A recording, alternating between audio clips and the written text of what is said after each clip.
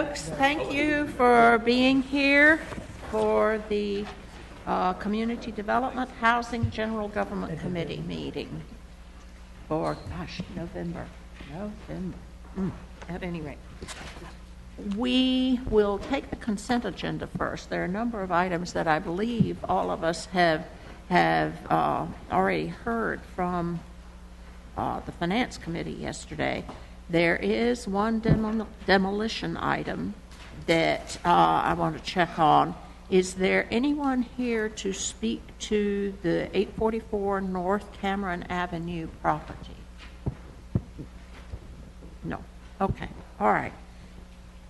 I'd like to pull that up. You want to pull that for discussion or just? Okay. All right. Very good.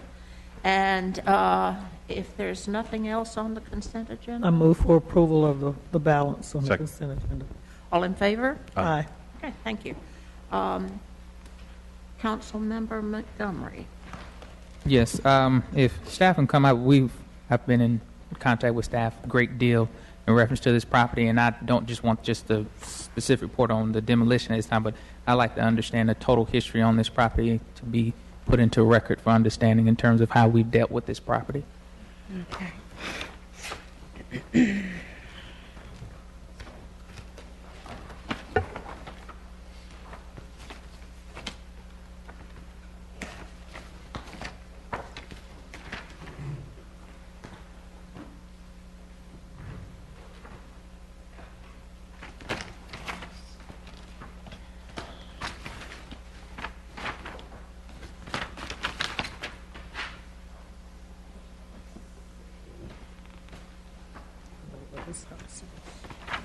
I noticed. Good afternoon, everyone. Good afternoon. Get together. This subject property was originally inspected December 27th of 2012, and at that time it was a vacant structure. A hearing was held, and we had to research and start over because there were parties in interest that were not identified. Eventually, going through that process, we had to issue a new hearing and order, and then we published the property to make sure that we had proper service in June of 2013. On June 14th of 2013, we issued a repair order and published that order as well. And we then began a series of re-inspections, as we do on vacant structures, to confirm that they remain vacant and secured. When we were preparing this case to come before you today, we sent the inspector out and took several pictures of the property, and these are some that from that day, which was October 30th. Several of the windows were broken out on the structure. The front storm door had been completely kicked in. There was an attic access, which is right there, that did not have a door on it. And several of the windows had been broken out. We did a cost estimate for the repair on this property, and the estimated cost to repair is $830. The fair market value of the structure is $7,581. We're recommending approval for the repair demolition ordinance, and which will allow us to repair this under the in-rem provision because of the cost of repair. All right, and first, I'm very much in favor of using in-rem repair on the property, and I would like to see a timeline in sense how swiftly we can get into that. But more so than that, Mr. City Manager, this is in specific to some issues raised within the handling of this particular property. From 2012 until now, which is 2015, the neighborhood in which this property resides has had to look at this property, look at the issues surrounding with it, and nothing's happened. And when properties like this exist in our communities, we depend on the process working. And clearly there were points within this process where there were failures in which things didn't happen the way they were supposed to happen. And we have to ensure that the community's trust is upheld in the fact that if there are certain things that are supposed to take place, that this property should have come before council some time ago. And it is just getting here at this point in time, and I think we've seen that in other areas as well. and look forward to seeing how we're going to improve this process. Chairman, can I comment a little about what I've found out about the process? If you may recall, a few years ago, this committee was concerned that we were bringing too many demolitions each month to council. I think part of it has to do, as you all know, that there's a strong desire on council to not tear every house down, to use every tool, including NREM, to try to preserve housing. Because of that, staff, and we should have come to council to get this authority, started taking cases where the cost to repair was significantly below the 50%, so 20, 30%. And instead of bringing them forward, we would re-inspect them every 90 days, correct? Yes. And basically recycle them through. And you'll see this is a case like that where the inspector went back out and would recommend every 90 days, the record shows, that it be demolished, but we didn't bring it forward because of the dollar value. There are, Mr. Brooks, probably a couple hundred cases like this? 200. Okay. It's a lot of houses that are in this condition of a lower amount of cost to repair. But by doing what we've been doing, it hasn't addressed the neighbors' concerns, the unsightly nature, in this case, the fact that it didn't stay secured, people can get into the property. So Mr. Page and Mr. Brooks are working on bringing a much more thorough report. When do you expect to bring that?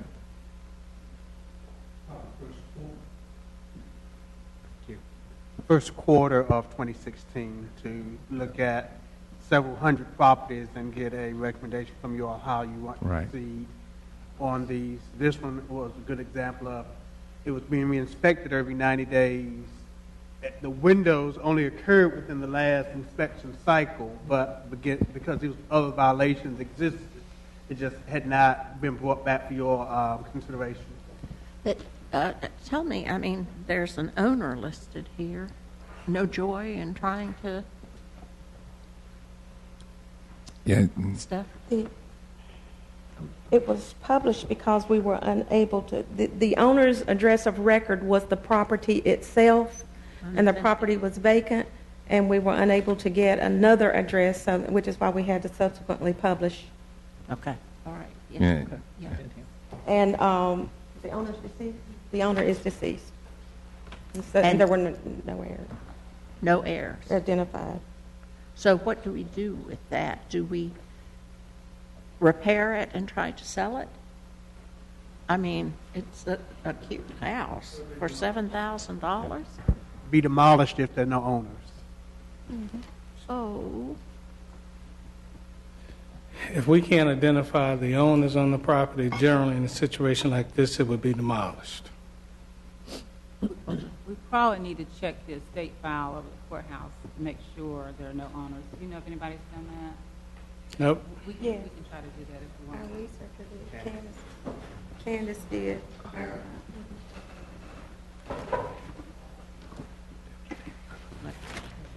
Good afternoon, Councilmember Light and members of the committee. Late this afternoon, we were able to determine that there was no will. The person deceased in 2012, and there was no estate opened. The proceedings went forth primarily in 2013. In the case, after you've heard the description today, in 2014, there was an estate proceeding for essentially intestate. So there was an estate administration. There were two people identified, the wife and a son, for the property. Neither one of them have been placed onto the property. The property has not been converted in a tax office or geodata to identify it as being controlled by heirs. The deed has not been changed. So there are certain, not unusual actions, but actions that have not occurred with regard to the property where a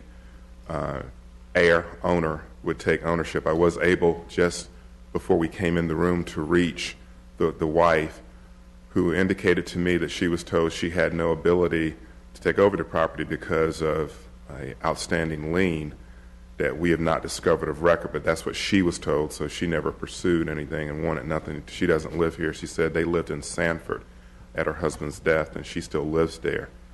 And the son apparently is estranged. So it's a situation where there are living people who could claim ownership interests. They just have not sought to do so. But we are able to reach the widow if need be. Yes, thank you, Madam Chair. My concern is, I guess, just as what the chair just stated, and I guess I'm a little bit different from some of my council members. I'm of the adage, if it's an eyesore in my community and my people tell me it's an eyesore and they want it gone, I'm into the gone mode. You know, grade it out, give me some grass, a hill. But how far do we go with this, Mr. Brooks? Don't get me wrong, I know last night we talked about, you know, some of the things we're asking and requiring people to do, staff. They're over 200. We've heard this number before. How does the city fit into this? That we pay the money, loan, whatever, to repair it, but we don't have anyone that is going to own it, rent it, take it over, facilitate it. I mean, tell me in short, what's the process here, where we are right now? Thank you. You're discussing two different processes. One would be where we're able to do an interim repair and charge it back against the property owner if we know the property owner is there. Yeah. There are those instances where you don't have a property owner, where you've gotten service by publication. When you've gotten service by publication, clearly there's no one to charge it back to.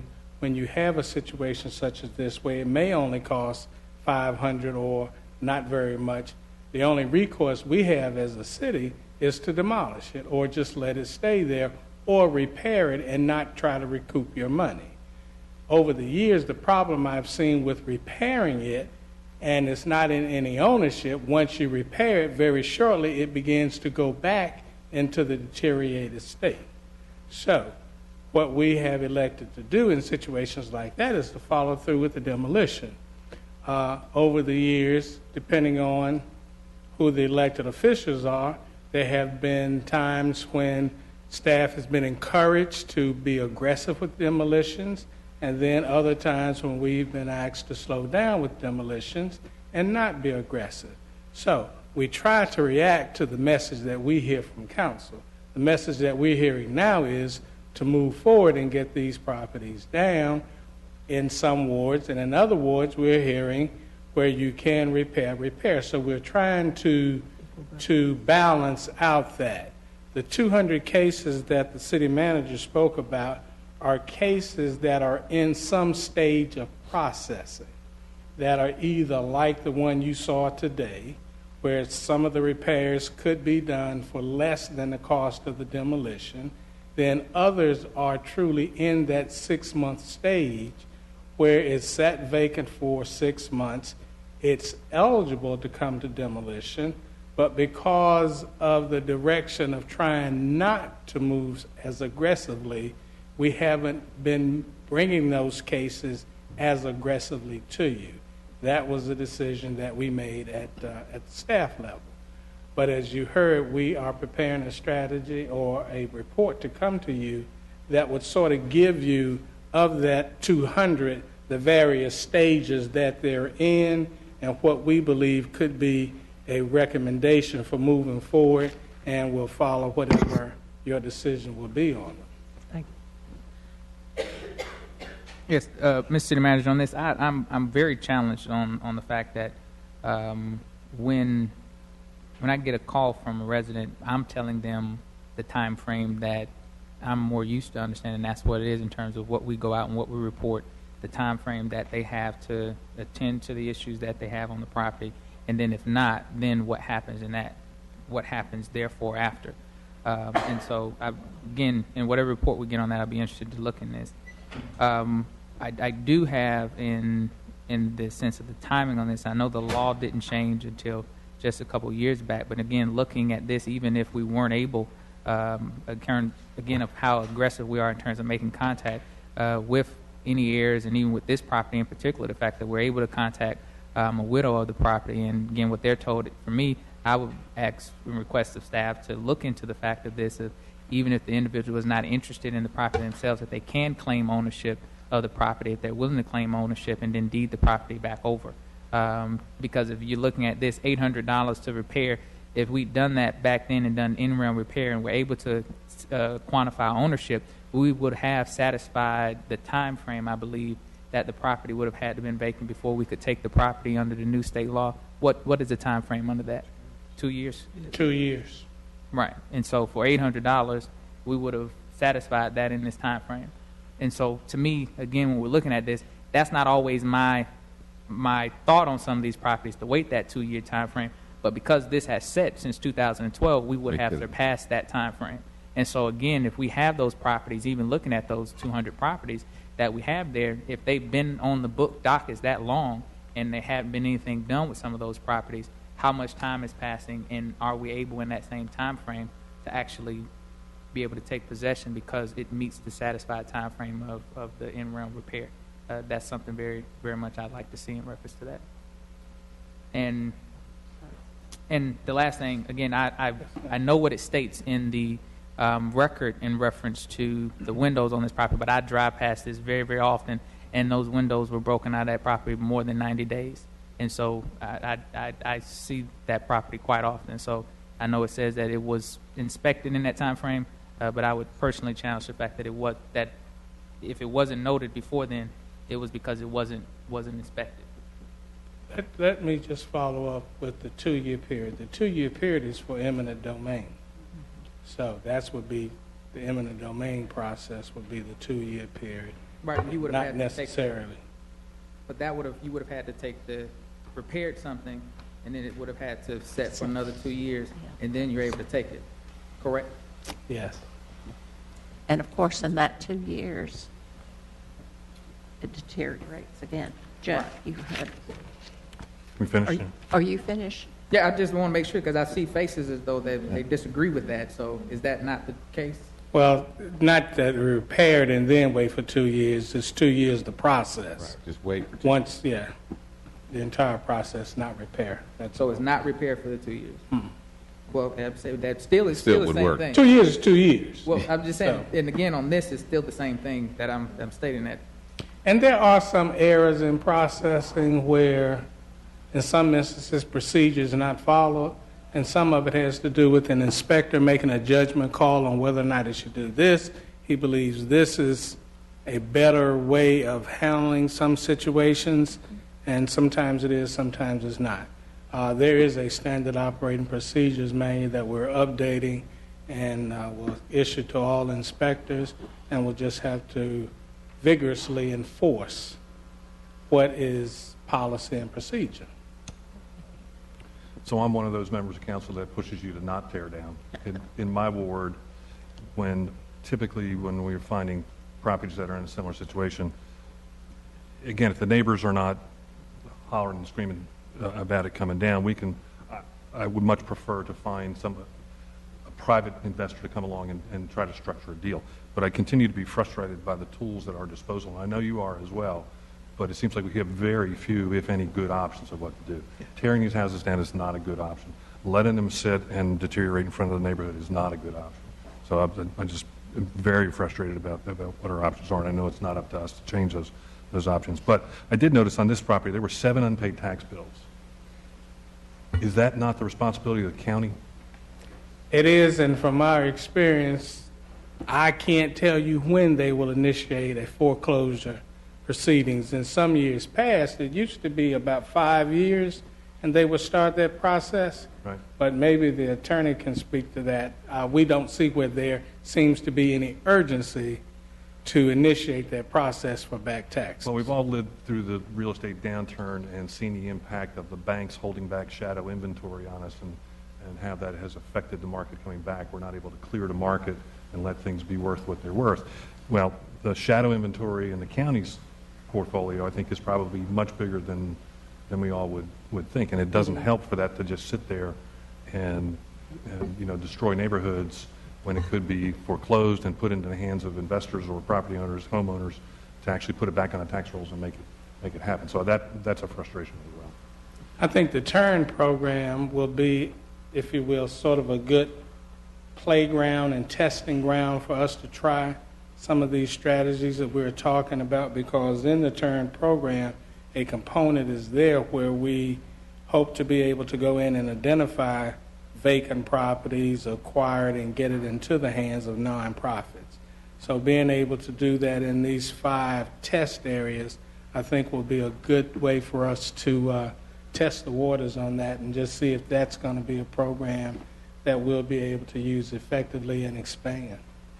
I believe the attorney has comments. Yes, just wanted you to know the county has been for the past 2 years through the assistance of an outside law firm pursuing foreclosure actions more aggressively. It's just the backlog is huge.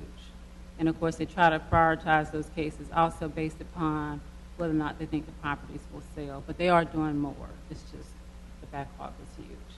And as it relates to eminent domain, it says in 10-246, the city shall have the power of eminent domain to acquire vacant dwellings that have been closed for human habitation for a minimum period of 2 years due to housing code violations as identified in Chapter 10.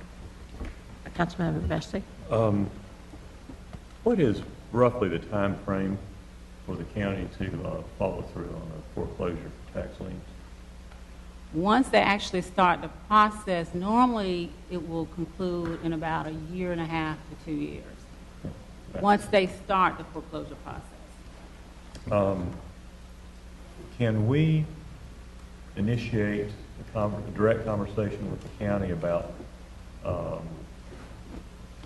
some additional prioritization that would be targeted not just at the resale likelihood, but at properties that are in similar situations where, you know, it's essentially a sound property, but it's creating a neighborhood drag?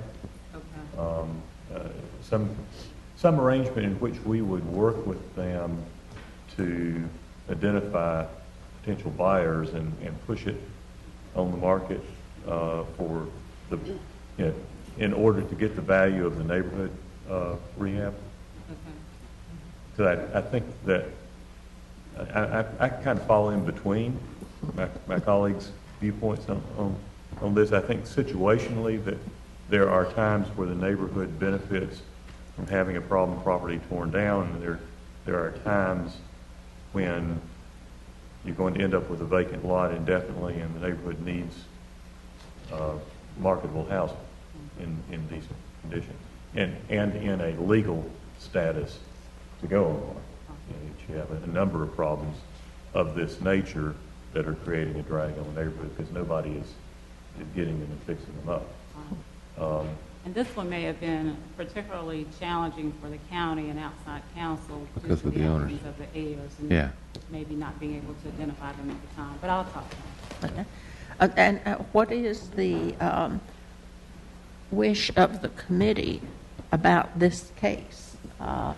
Do we allow time to further explore the widow who is now the owner of this? And I submit is also the owes the back taxes on it. I would defer to the council member from the ward, and they still have a certain period of time to cut a deal, right? And before the bulldozers actually roll, they're motivated. My request from the committee would be that you all move forward with the action in terms of the repair or demolish order, and would ask the staff and attorneys to be in contact with the widow to see if there's an opportunity for a transfer of the property, and if that is a possibility, to explore it.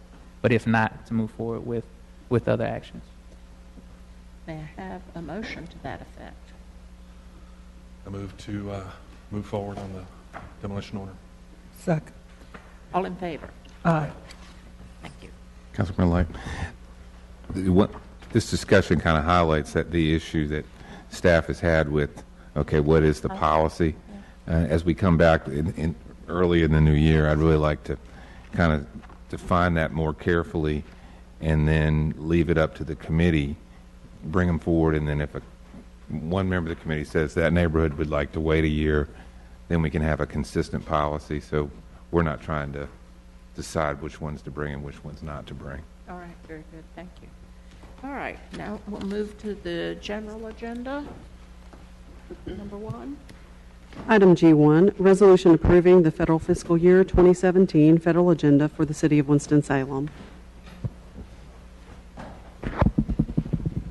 Good afternoon, Madam Chair, members of the committee. Leslie Mozingo is here to actually just briefly go over your agenda for FY 2017 as you prepare to go to D.C. in the next couple of months.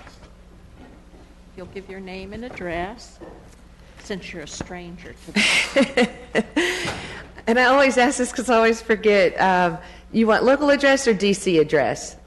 Or does it matter? Because there's an office in both. Okay, well, I'm Leslie Mozingo, Strategics Consulting, and I have a local residence at 4315 Woodburn Drive in Clemens, and I also have an office at 440 North Capitol in Washington, D.C. You all have copies in your packet, correct? Okay. I would put mine on the screen, but I just realized I was thinking about this. I was marking it up, and you wouldn't want to see all those notes. So I'm just going to run through it if it's all right with the committee, with the copies that you have. We have, as you know, each year I bring to you a draft federal action plan that we discuss and to get your feedback on. And I wanted to highlight for you that we're about to wrap up here, probably closer to mid-December, but we will start thank you. I appreciate that. That's great. Thanks. We will go into wrapping up the first session of the current Congress, of the 114th Congress, and then starting in January, we go into the second session. And the way the federal government works, just for those who might be listening and on your televised version, anything that is not signed into law in the first session rolls over into the second session. The other thing that occurs is that there are annual appropriation bills that have to be signed in the first session. Those will be done again in the second session, and in many, if not all, grants, particularly as we go into the last year of the current administration. Most of the priorities in terms of federal grants will continue and be repeated again as well. So when I looked at the list of priorities that you all approved last year, I met with your management and made the recommendation that we do some tweaking, but for the most part there's really not a need at this point when there won't be huge changes. You know, we don't have a major election, at least from the congressional side, until next year. So when the change of the administration, the change in, potential changes in Congress, potential changes in committee seats, then we will probably do a much larger revamp or reorganization of the federal action plan, and that will involve meeting again more with your department heads, finding out some of the new initiatives folks are working on. So what we're looking at here is I've redlined some of the highlights of the changes that I'm recommending and that I've met with, like I said, I've met with your management about, and but that does not mean that there aren't additional changes that you all might want, or there may be additional things that you want me to pursue. So this is an opportunity to discuss that with you. A final version of this will not occur until, I'll continue to modify it, and as we see what additional items Congress might wrap up before they recess for this first session. So there might be additional tweaking, but I think for the most part you can expect it to stay this way. Some of the things that I will bring to your attention just very, very briefly, and then I want to open it up for questions, is that's somewhat significant is the item that is looks like about the fourth bullet down there in the community and economic workforce development category, is that instead of the city applying for a brownfields grant directly this year, Madam Chair, I think that to call to your attention as a result of your involvement in particular, the Piedmont Triad Regional Council will have their application, and the city is going to back that application instead of applying directly, and that will be an improvement not only for the city but obviously for the whole region. So that's worth highlighting. There's some additional items further down. They're somewhat self-explanatory. If they're crossed out, it means that the item has been taken care of, that it's already been addressed. So let me get this here.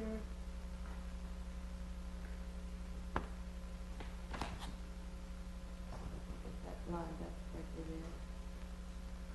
there. And then there'll be some additional changes here on the backside of the items. There's still we're yet We're not yet finished with the surface transportation reauthorization bill. It has been passed by the House and the Senate. And so I'm actually in the process of weighing in with the delegation on some items that that we know are of importance to the city, and some things that some new amendments that were passed by the House that we support over, say, Senate language. So some of that will have to be addressed when we know what the final bill looks like in terms of what we want to pursue. And to give you an example, in the past, under the reauthorization bill, which was called MAP 21, and under the appropriation acts, we have been pursuing, we've actually been pursuing Tiger grants, for example, or we've been considering Tiger grants for the Union Station.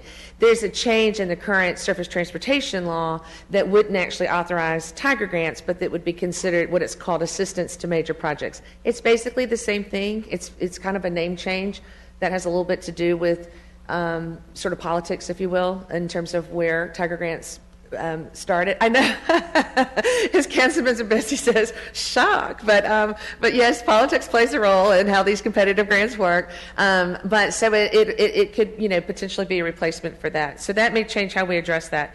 The other thing, moving down to the urban parks and recreation, health and wellness, that I want to highlight is that, again, this agenda is very fluid, so that it allows us, it's broad on purpose, so that it allows us to go after any opportunity that comes about, rather than listing each specific grant that we might pursue. So, for example, in the area of food deserts and farmers market and community gardens, and reaching those with food security issues, we've currently identified a grant that the staff is working on called the Community Food Project that's due November 30th. So you might not see something like that listed here that we're very active and involved in, and that's just because it would be a 5-page document if we listed every grant. We don't always know if all grants will be pursued or not. Towards the end there, I will also just say that with things like the Marketplace Fairness Act and municipal bonds, I highly recommend we continue to look at those. Even in some recent webcasts that I've participated in with those that represent cities and counties on the federal level, they've also referred to it as this is a marathon, not a sprint. And now that we have the former chair of the Ways and Means Committee, now the Speaker of the House, there's a very good chance that they will continue to look at tax reform, and we're still very concerned that they could try to squeeze some of those additional dollars by backing off on those types of things that municipal governments, are able to use to help in terms of your bonds and areas that help move your capital projects along at a lower cost. So with that, I just covered, I know very, very briefly, just a couple of quick highlights, but I do want to provide ample time to answer your questions. Are there any? Yes, thank you. Ms. Mazingo, I know we've been talking about food for years, and I'm one of those, like Councilmember Montgomery's is affordable housing, and, Councilmember Taylor is public safety. Mine is health and wellness. And, I just got back from Nashville from the National League of Cities conference, and they had more, Councilmember Bessie, they had more breakout sessions on food than they've ever had since I've been going to any of these conferences. And it was full houses. The rooms were always full because people just want to know, what can we do? What do we need to do to get money, assistance from the federal government? Now, they listed all of these things like the Healthy Food Financing Initiative and the Community Development Financing Initiative. They named all of these areas. They said Department of Ag was not the only one, Department of Treasury, Department of Interior, Department of EPA. They said what happens is we normally seem to tend to land on one department, Department of Agriculture, when there is money out there. I would like to see, and I'm not saying that you haven't been making the effort, but I'd like to see a full, more concerted effort, because I just attended today another conversation with stakeholders in the city, county, foundations, Winston-Salem Foundation, farmers, food people, extension, Winston-Salem State, Forsyth Tech, Wake, healthcare, you name it. It would have had to be at least, what do you think? Even the mayor was there. How many people? 60, 50, 60 people? 40. Yeah. Okay. All of us are interested in the same thing. We're talking about the possibility of a manufacturing processing center. Yes.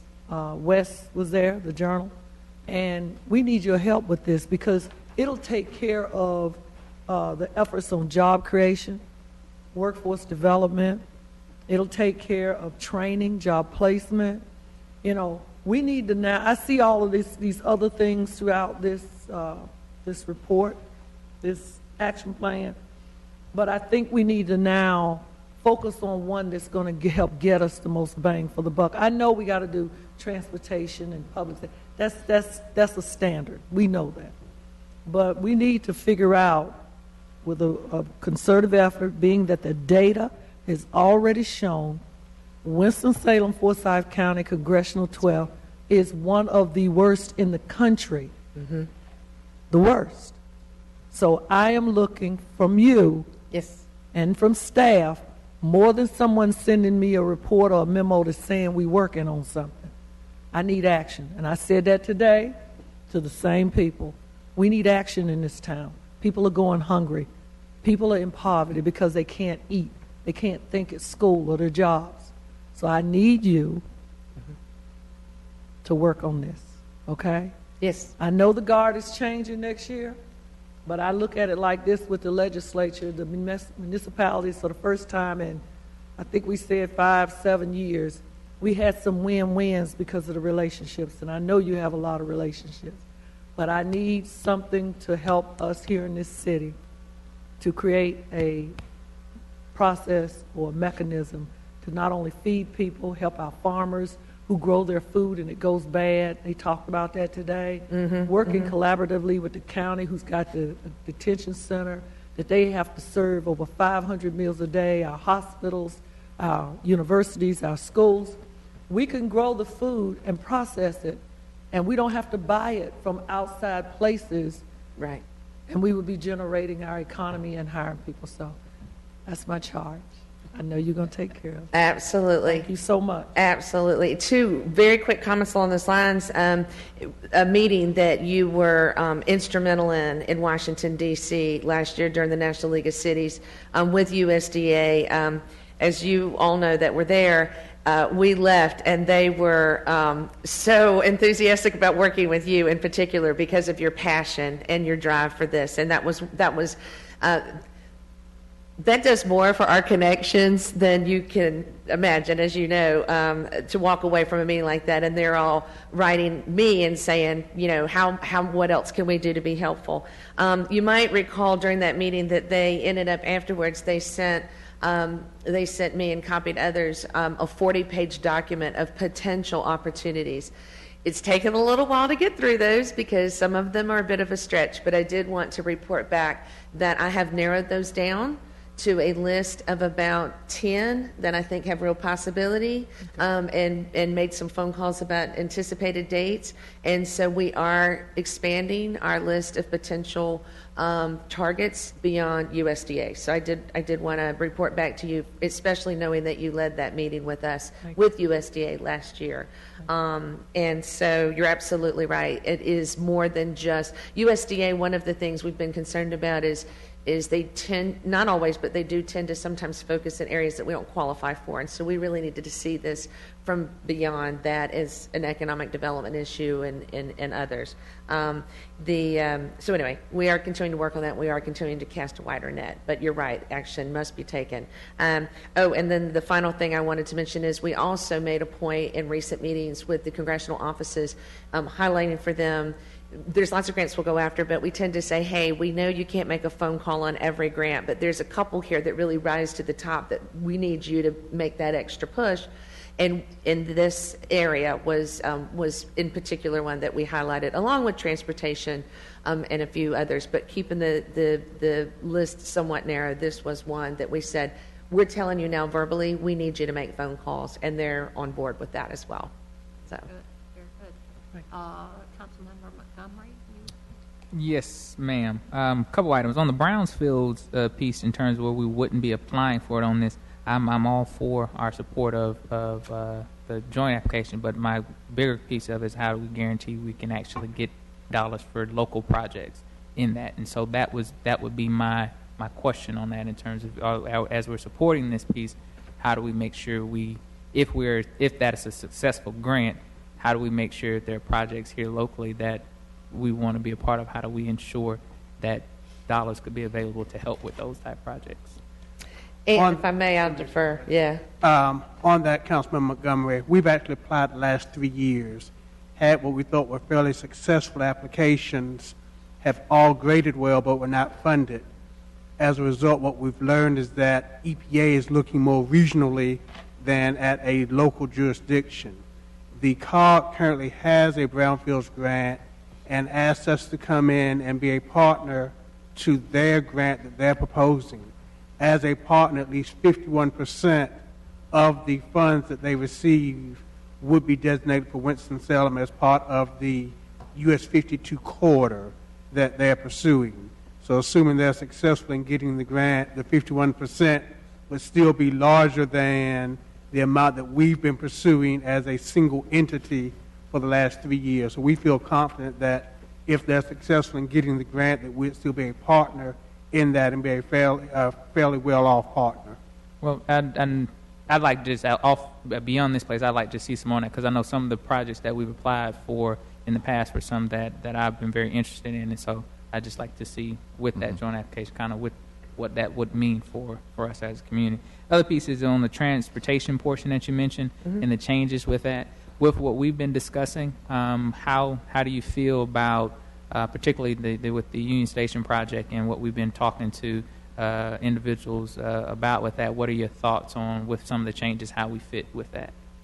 I don't have all the information in terms of the most recent developments in the last year. We actually did have this conversation just yesterday in terms of making sure that the briefing materials that I had could be updated in time to make sure that we don't miss an opportunity. Because as you know, when you apply for these funds, you have to have the forward thinking, because they're not going to come about. It takes, in the case of some grants, it might take 3 or 4 months before they approve it, and then you have to draw down the funds and so forth. So I've got to do further evaluation to see what part of it, particularly whether it be a Tiger grant, whether it be assistance to major projects. I have to evaluate where we are, how far along we are. For example, last year, one of the things we ran up against that was a challenge is for Tiger grants, you have to be further along in your NEPA process. You have to be pretty much done or close to being done, have a very clearly mapped out plan for how you're going to finish your environmental review.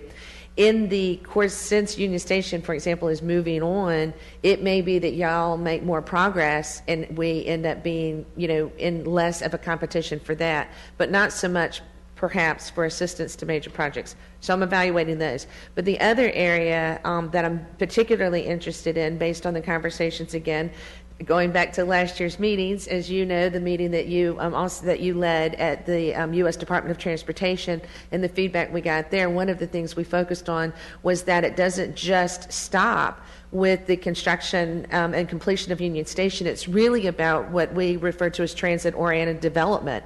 It's about the economic opportunity and the growth that comes with that, with the completion of that station in terms of, new investments coming in. And there are federal grants that help expedite that. So we're going to continue looking.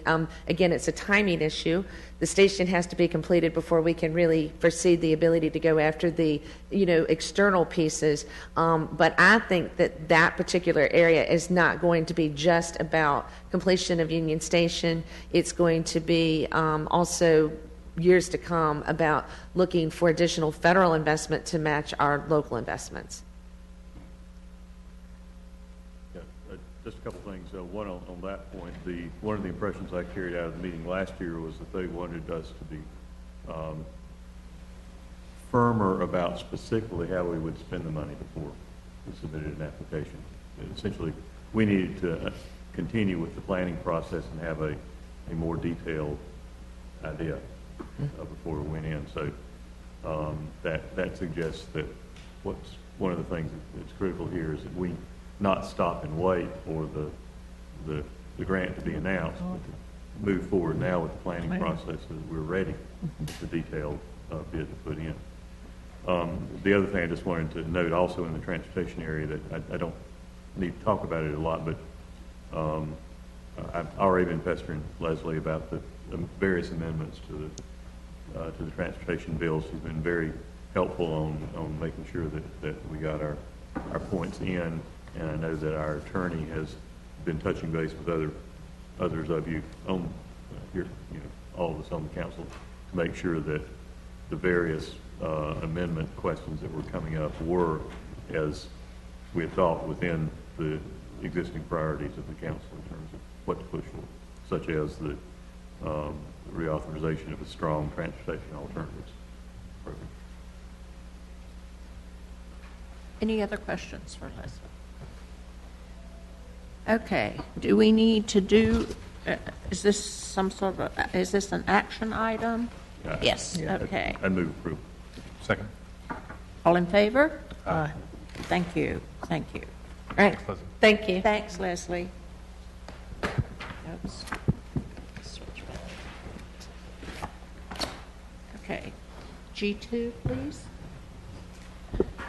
Resolution creating the Arts, Culture, and Entertainment Memorial Walk of Fame Recognition Program. Thank you. Ben Rao. Good afternoon, Chairman Light, Mayor Joines, members of the City Council. Back in, I guess, April of this year, when Winston-Salem's own, the Five Royales, was inducted into the Rock and Roll Hall of Fame for their influence on rock and roll and soul music.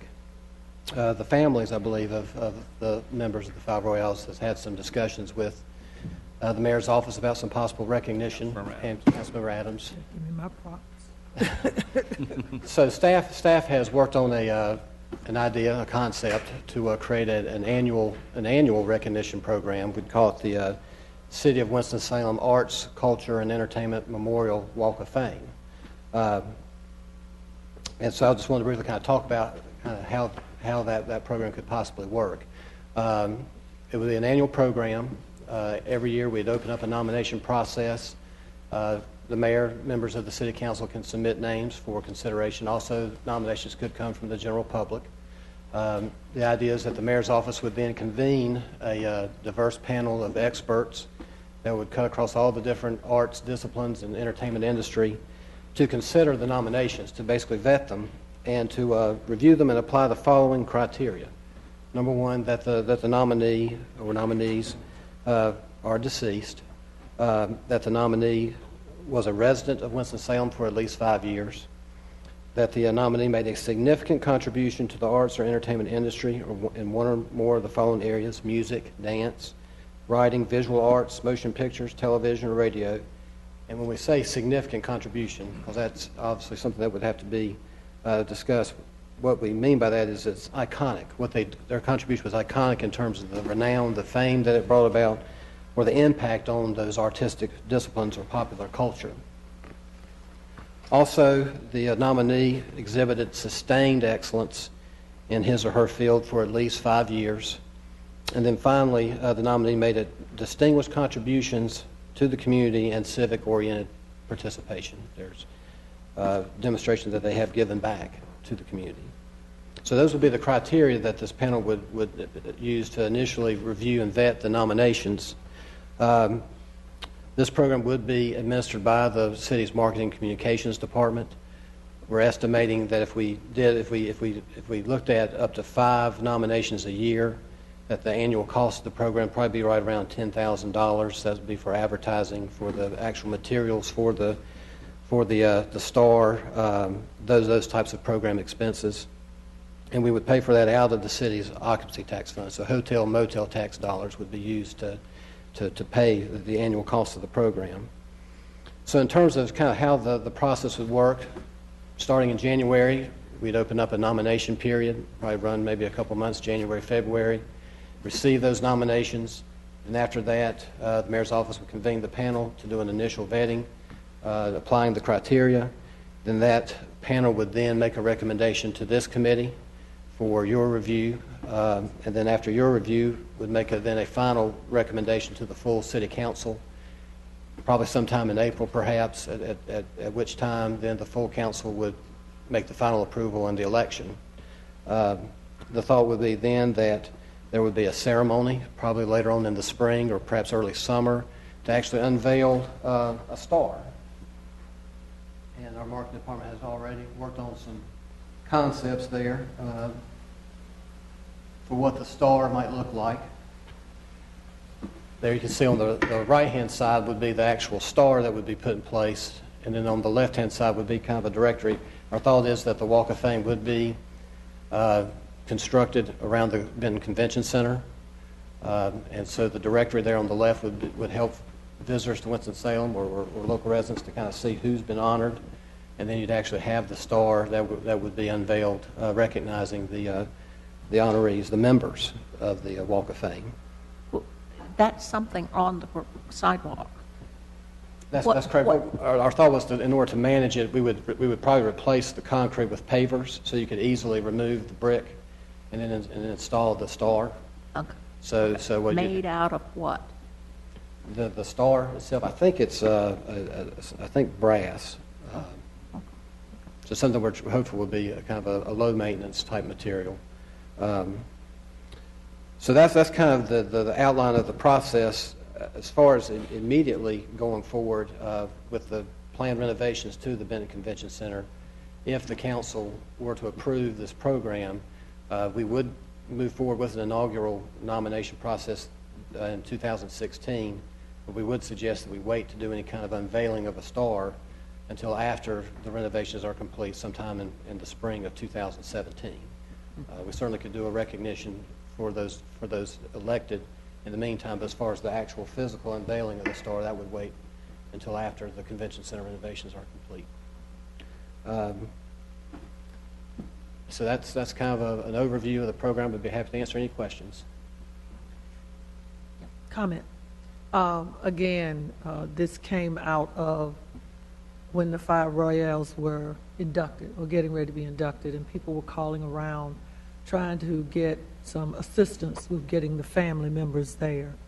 Also, when I was contacted by them and the family, those were some of the suggestions I threw out, and I sent a very lengthy email to staff and others as to how we could do this. And then it dawned on me that we didn't need to do it just for the 5 Royales. We have a lot of renowned people in this community in the areas of art and entertainment. So I thought, why wouldn't we have a Walk of Fame? First I thought about downtown 4th Street, but then I said that won't work. But the convention center would be quite the place for it, because we'll get doing the renovation, and it would be places where tourists could come out of the hotels of 5th Street and do it. I think the family, when I mentioned it to them, they were very, very excited about it. And I told them that, you know, maybe also around that time we would maybe do a 5 Royale Day. We'll do something else to let people know, because a lot of people don't understand that to get nominated and inducted into the Rock and Roll Hall of Fame, I like music, it's huge. And that's a star for our city. After visiting Music City this past week, everybody wonders how did they get where they are. Well, they embrace their music and their culture, and now you got people from all over the world that come there. That's all they do, is they just want to be there where it was all created. So maybe one day we'll be like that too here in Winston. Yeah. We will.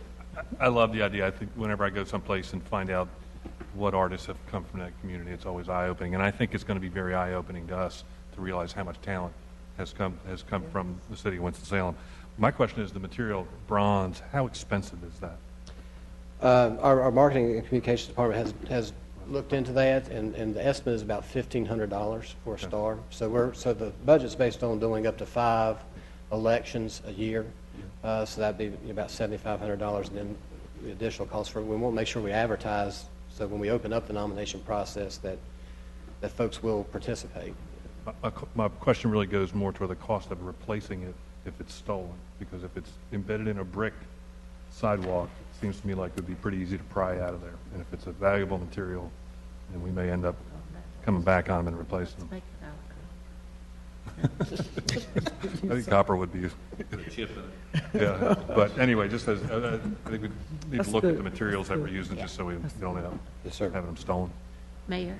Thank you. I've enjoyed assisting Councilman Adams on this as we've thought through this, and I've talked to the family as well, and they are very excited about it. I think the thing, and I think Grass Lake staff's done a great job of coming up with the criteria. The rub is going to be the significant contribution being iconic. So I would hope that we will be judicious in the placement of these stars, and we won't be just doing them willy-nilly. I think we really need to keep them very special. When I became mayor 15 years ago and key to the city kind of issue, I probably haven't given out more than 20 key to the cities in the last 15 years because I just didn't want to give everybody one, you know. So I thought hopefully we could do something similar here, to be very careful in the placement of these and really to keep it special. When the 5 Royales or a Maya Angelou certainly is clear, deserve it, and then we have to go from there. Yeah, But I was wondering about Larry Leon, the 5. Is that too many? You know, so, Oh, 5 separate stars, you mean? yeah, 5 per year, you mean? per year. Yeah. Oh, 5 per year. But it yeah, said I up think to that's 5. Up to Yeah. 5. Yeah, I don't think Okay. we have to do that. Okay. All right. Yeah. Good. I Good. don't know what Brahmins does out there, but it's probably not that many. They do a lot. Councilmember Montgomery. Yes, again, I commend staff and Councilman Adams and the mayor's office on working very diligently on this. One question I do have is I know that as a part of some of the planning and design work that's been taking place in reference to the creative corridors work, particularly along Martin Luther King, there was discussions at a part of that in terms of some type of something done to honor people in the community, and there were talks of type of things similar in this, and I just want to make sure that we don't, in doing this, that we don't confuse how it's done, because I agree in terms, even in that process, whatever's done, that the criteria that's used is something that is done to make sure that it's impactful on those. And so just a thought on that as we're doing this. I know that came out of some of the community meetings on how do we honor and salute and memorialize people who've contributed to the neighborhood and to the community in ways. And so as that kind of works through, just a thought on making sure that I like the guidelines on this thing. Yeah. So. Are there any other comments? Then let's see. We want approval of this. Yes. Madam Chair, I move for approval of the Walk of Fame Very resolution. good. Second. All in favor? Aye. Great. Thank you, Ben.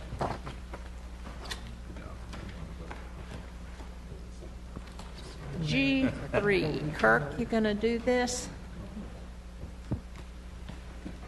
Good afternoon, Mr. Mayor and committee members. Just to give you a little bit of background of where this item is, you all will recall that this summer you all adopted some view corridor regulations that added certain protected view corridors to the list of roads that our development ordinance prohibits the construction of new billboards on. At that time, there were some questions that council asked staff, which we provided some follow-up information on at the last meeting. One question that you all decided to defer discussion on until this meeting was whether or not you were interested in adding further more view corridors or more roads to the protected view corridor list.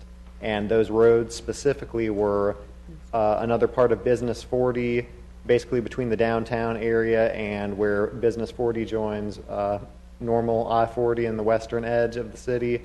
You also wanted to talk about Highway 52 between the southern edge of where the corridor exists now on Highway 52 and I-40, and then the third section was between I-40 and the southern edge of the city limits. So we're just here to answer any questions and be directed by you as to how you'd like to proceed. Comments, questions?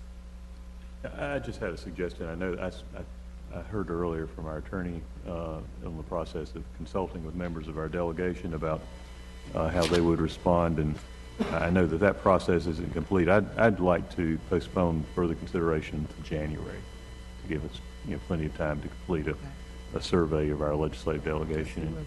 Yeah. Well, in fact, that was going to be a question I was going to ask is the billboard bill and if any of our delegation had supported or sponsored the billboard, making them 500 feet tall or whatever. Yes. Deal and move something offline. Okay. Okay, thank you. All right, is there anything else anyone would like to bring up? I guess we should vote on whether to hold this in committee until January. I move we hold it in January. Okay. Second. Okay, all in favor? Aye. Thank you. And unless someone has something else that they want to talk about, we're adjourned.